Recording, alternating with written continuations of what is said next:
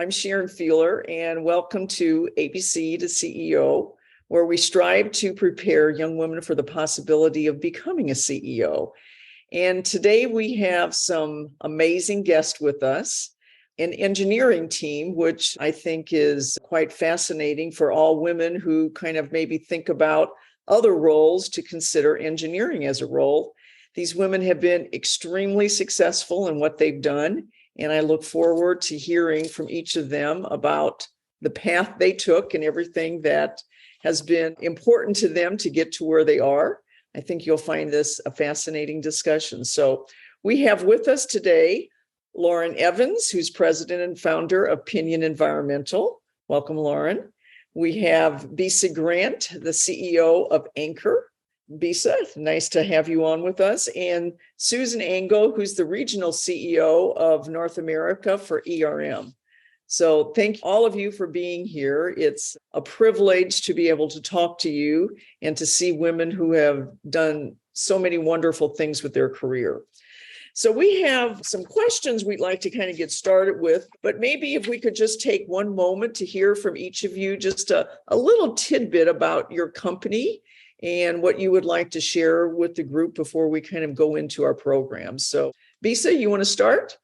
Thank you, Sharon. Yes. So Anchor is my company. We are a San Francisco Bay Area-based construction and project management and engineering services firm. We've been around for about 20 years. We work predominantly in the public sector, and we have a specialty in finding diamonds in the rough.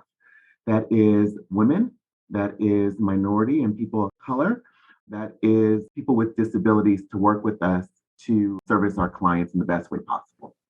Wonderful. And I know one of the things that I read on your bio that I just found fascinating was you like to do good work with good people.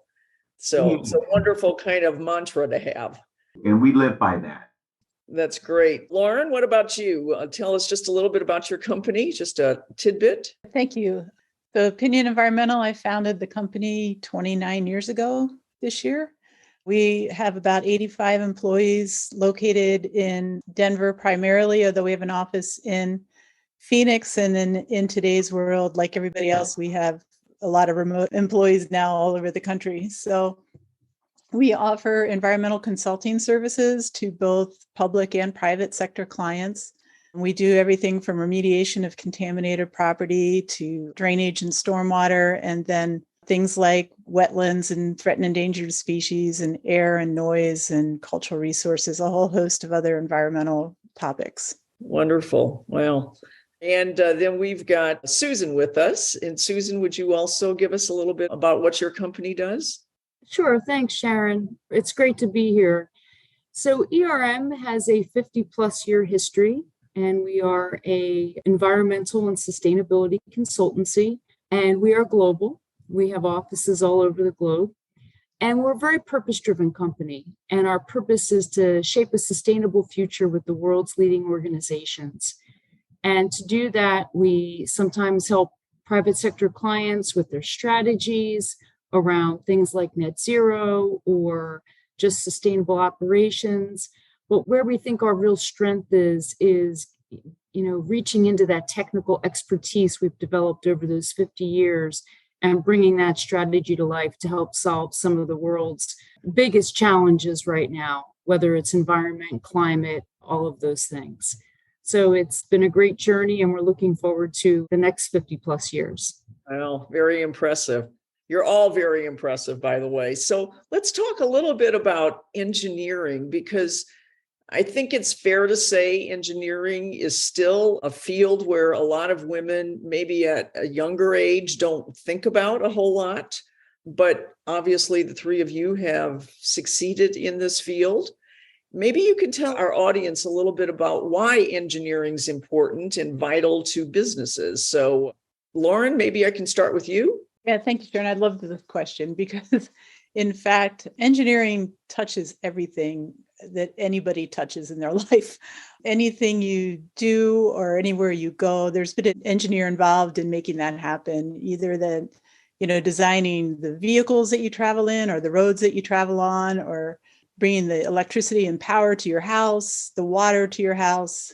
Engineers touch everything every day. And we like to joke that we're kind of this hidden profession that nobody really knows what we do, but everything in the modern world is touched by us in some way. Absolutely. And I think that is true. We don't really think about it a whole lot until you kind of look at how are things built and how do things work, and all of it comes back to engineering. So let's talk about career paths a little. Bisa, why don't we hear from you, and how did you get to where you are today, and what would you like young women to take away from the career path that you took that might help them in their own success? Thank you for that question. So I'm assuming among the panelists, I am the one that's not an engineer, and I did not have a path of a technical profession, so to speak. I entered this field very intentionally at the height of the recession. It was in 2008, I believe, and I came in from the financial angle. So I am an MBA with a specialty in accounting. And I thought that accounting and engineering were two very stable industries at that time. And so I came in at a really low pay scale where I was competing against folks with an MBA that just, I never thought I would compete against for a very basic bookkeeping job. But that bookkeeping job was at Anchor. So I literally worked my way from the bottom up. And I found a home at Anchor because I thought that the work that the company did was so profound because it was engineering and it did touch everything. It was such a foundational skill, expertise, I think that was so necessary to move our community forward that I wanted to be a part of that. And so I really sunk my teeth in, I dug my heels in, and I found a way to pursue what was important to me through the lens of an engineering firm. So my pathway, like I said, was very intentional, but it took a lot of learning. It took a lot of understanding some of those technical terms around what I was doing every day, even on the financial side. And I was able to get comfortable being uncomfortable in this space. And that really resonated in my life. And here I am today. Very good. I love that, getting comfortable with being uncomfortable. And I actually think that's a great thing to think about for any of us in any field we're in, because too often we think we've got to get perfectly comfortable until we're qualified. But in fact, a lot of times it's that uncomfort level that you need to know that you're going to be taking a step someplace you've never been. So Susan, let's hear about your path, because you did come a little bit more the, I guess, engineering kind of path. Sort of. Yeah. So Bisa talks about very purposeful, very planned. Mine was probably not as planned, and that might sound surprising. Yes, I do have a degree in engineering, and I've worked in the environmental field since getting that degree. But I also took a big pause in my professional life. I took 8 years out of the workforce. And that's something that a lot of people don't know about me, but it was a decision I made collaboratively with my husband at a moment in time that we said this is probably right for us. And then at another moment in time, we collaboratively decided, yes, it's time to jump back in. So I know that often that's a tough decision to make, and I'm fortunate that I was able to do that and still continue my career progression. And actually, even when jumping back in, I kind of moved around a bit. I have a regulatory background. Then I went into professional services. But I actually spent a couple of years in a learning and development role, which might sound like a bit of a detour, but it taught me a lot about leadership and the value of investing in a leadership journey for yourself to help you really be the best leader you can be. And then continued on a path really where I was more managing a P&L, and they got larger and larger until I've had the good fortune to serve as the CEO for our North American region. So maybe a more traditional background, but the path wasn't as straight and narrow as Right. maybe you think. Right. And you mentioned P&L in your description there. One of the things that we really try to stress with young women is understanding the importance of being able to manage something with P&L, because in the end, any business is about making sure the profits and hopefully not too many losses, that you end up on the good side of that equation. And a lot of people don't understand how important it is to take on P&L responsibility. And Lauren, I mean, you started your own organization, your own company, so you had to understand P&L from the beginning. Is that a fair statement?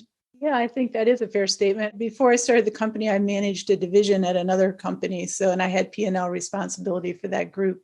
And that's, I think, key if you want to start your own company, is you really need to understand how everything in a corporate setting works, and what drives different groups of people, whether it be the accounting department or, the support staff, and to really understand how to bring them all together to be successful as a team. Mm-hmm. But definitely you need to understand the business side of the business that you're in. Right. And Bisa, you'd probably have a similar answer to that, because when you're CEO and it's yours, that's where the buck stops here, I guess. Can you tell us a little bit about your thoughts about women and thinking about understanding P&L and taking responsibility for it? Absolutely. So I mentioned working my way up from the bottom. Most recently, prior to acquiring the firm, I was vice president, and I was in charge of all internal operations, supporting the company's growth pretty tremendously over the prior, I guess, about 8 years.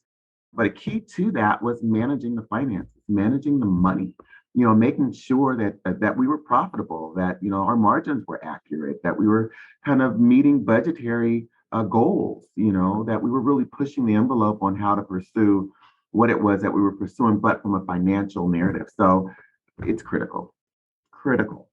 Right. Without a doubt. I mean, most organizations have only certain positions that get the P&L responsibility. And part of our advice to young women, if going on that path to CEO is important to you, early on in your career, try to get the P&L experience, because those are the jobs that make a big difference as you move up the corporate ladder or your own entrepreneurial ladder, as some of you have done. So why don't we talk a little bit then about your journey to becoming the CEO, and what do you think a few keys were to your success? What would you kind of tell a 25-year-old woman? Here's something that I learned that helped me, and it might help you too. So Susan, do you have a thought on that? I do. And I think it's a continuation of the conversation we just had. When an opportunity is put in front of you, I think it's really important, of course, to think about it, but don't overthink it. If it sounds like something where you will learn and advance, don't assume that an opportunity will resurface when you feel ready. And I'd also say, don't think you have to be perfect or perfectly qualified for the role. I see that a lot, in particular in women. You were asked knowing full well that you weren't perfect for the role, because nobody is, or 100% qualified. So I can't stress enough to just, really take those on when they happen. I mentioned developing yourself as a leader and taking the time for that reflection. What are foundational beliefs for you, things that you won't waver from as a leader? Explore that and make sure you understand what triggers, stress, anxiety, alarm, so that you can manage those. And then, finally, you've heard from all of us, don't underestimate the power of hard work, because it is, right? You have to invest the time, and it is hard work. It doesn't mean that your life has to be out of balance, but it doesn't come easy. So, be prepared to put the work in that needs to be put in. Some good thoughts there. Lauren, if I asked you the same question about keys to success, you came from a different angle because you came more from the entrepreneurial angle. Do you have other things to add to what Susan just said there, as far as things to think about for the young woman getting started in her career? A few things. And I liked Susan's, know what is important to you and what you stand for. In consulting, we work for clients, and always people ask me why we've been successful. And it's not that complicated. We follow the golden rule, right? Do what you say you're going to do, treat others like you would like to be treated. And I think some other things, especially in consulting, if you go that direction, is you have to build a network, and a network of people you trust and who trust you. And I get like the importance of social media and things like that, but I'm talking about a deeper, richer network of relationships built on trust, not just, somebody, people you can call on when you need their help. Because if you start your own company, you're going to have days where you need some help. And I guess finally, if you're thinking about starting a company, understand your risk tolerance, because there is an element of risk. And that can be as simple of like, I'll give it this long of time. And if it's not to this point, then, I can go find another job. There's no shame in that, or, just try to make that decision unemotionally. And so have it thought out ahead of time. Yeah. Those are all good ideas. And Bisa, I mean, we've touched on a lot of great things. What might you add to it from your own personal experience to pass on? Yeah, I think Susan and Lauren hit the nail on the head. There are some key words there. Balance is absolutely one of them. I encounter a lot of peers who have believed that they can't have quote unquote it all, meaning, oh, I have to sacrifice having a family, or sacrifice having a spouse, or sacrifice being a driven business person. And I am one to contest that that's not the case. Whereas Susan mentioned that she and her husband agreed to her stepping away. My husband and I agreed to him stepping away. It has to be you having a support system along the way, too. That's so important, whether it's your partner, your spouse, your siblings, your parents, your children. You really need to ensure that you have that support system to cheer you along the way. And then the third thing that I would say is remaining coachable, remaining trainable. What we perceive as the reality of, oh, to be a doctor is to be like this, or to be a successful leader is to be like that. It's not necessarily what we have in our heads that the reality is, but we have to remember that it's a progression. It's who you are when you get there, and that's an evolution of where you are today. So you have to start somewhere. If you wait till you're perfect, like Susan says, it just doesn't happen. You have to start today and work to get to where you can be the best version of yourself. That's something I've really stood on. Is I'm a work in progress. I'm not perfect, but keep working and I'll get there. Love all those comments. They're so appropriate. And I wish I would have heard so much of that when I was in my 20s. I think it would have made a difference in my career. So we're almost out of time here, unfortunately. I guess I'd just like to kind of go around to the three of you to hear one final thought of something maybe we didn't touch upon that you would like to leave with young women as far as a little bit of advice. I'll start with you, Susan. Sure. So I talked about being part of a purpose-driven organization. I talked about sort of understanding fundamentally what is important to you. And I think that's because all of us want to make an impact, and it's, how we make that impact that's important. And so I look at this role as a real privilege because you can make an impact, but it's not through the actions necessarily that I take. Some of those do make an impact, but where I feel really privileged to be able to have the role is how I can empower others to do more than they think they can do, to be bigger leaders than they think they can be, because it's really, that's how you scale things. That's how your impact is exponential. So having that platform, I feel like, is a real honor. And, if you can empower others, it's far more powerful than what you can do alone. Great thoughts. I always took the kind of the path of thinking, look behind you. Are people following? And if they are following, maybe you are doing things to make them feel that they also can raise where they are and feel better about themselves. But if you look behind you and no one's following, you maybe need to kind of question what is the advice you're giving and where you're taking people. So those are great thoughts. Bisa, what about you? Any final thoughts you would like to leave our young women who are listening? Yeah, I can sit here and talk all day with you ladies. I love this so much. I have 4 daughters. They range in age from 13 years old down to 1 year old. Oh, And wow. oh, wow is right. And what I can say is I have a very specific intention to raise female leaders. And something I tell my 13-year-old, she's a teenager now and it's a mess, but I tell her all the time because she battles with her 11-year-old sister. She wants to be a leader. To be a leader, it's not just telling somebody what to do or necessarily showing somebody what to do. It's also inspiring them to do the right thing, to do the good thing, to do the good work. And you have to find within yourself what inspires you to be the best version of you so that you can be that example for others that are coming up behind you. So that's my daily advice to my daughters. And I hope they're listening. It's a challenge ahead of us. I mean, there's always a challenge ahead of us. But whether I'm 20, 30, 40, I'm a beginner in the industry or a CEO, there's always so much to do. There's so much inspiration to give. And to wake up every day and just to be the best version of yourself is a great starting point. Wonderful advice. Just wonderful.